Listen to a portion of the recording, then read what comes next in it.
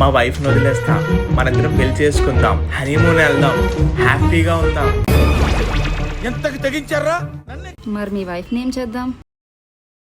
లేపేద్దాం, లేపేద్దాం, లేపేద్దాం, లేపేద్దాం. ఇది కళ.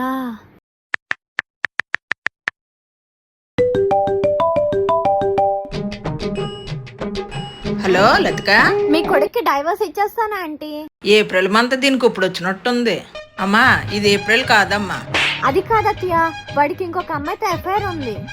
ఏం జరిగింది? ఆడికి అంత సీన్ లేదమ్మా. ఉంది, బాయ్. ఏమైంది దీనికి? ఒరే పవన్, హా, అమ్మా.